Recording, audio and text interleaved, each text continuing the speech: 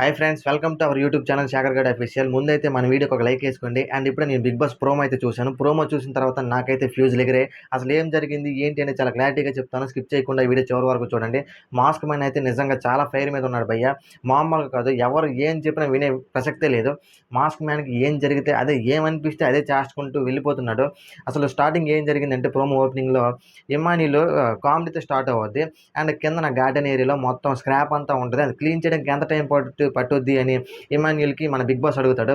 అప్పుడు మన ఇమాన్యుల్ ఏమంటాడంటే, ఒక్కొక్కటి తీసుకుంటూ పోతే 1 వీక్ 1 డే పడుద్ది భయ్య, వన్ డే మొత్తం పట్టుద్ది అని అంటే మొత్తం కామెడీ ఫెయిల్ వెళ్తుంది.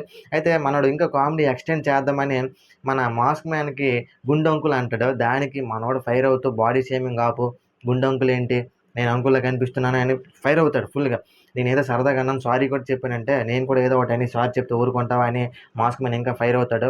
ఇమాన్యుల్కి నోటి నుంచి మాట కూడా రాదు. నిజంగా ప్రోమో చూసినంతసేపు చాలా అంటే ఎగ్జైట్ అవుతూ చూశాను. ఏంట్రా కొట్టుకుంటారా ఏంటి అంటే కొట్టుకోరు. కాకపోతే ఆ ప్రోమోలో మనకు అనిపిస్తుంది నిజంగా కొట్టుకుంటారా అనేసి. అండ్ మన ఇమాన్యుల్ కూడా మీదకి వెళ్తాడు. మీదకి వెళ్ళడం అంటే మాస్క్ మ్యాన్ అంటాడు లిమిట్లో ఉండు అని.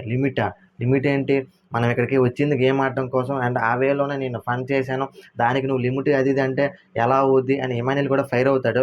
మొత్తంగా ఆ వాళ్ళిద్దరు హీట్ కాన్వర్జేషన్లో ప్రోమో అయితే ఎండ్ అవుద్ది.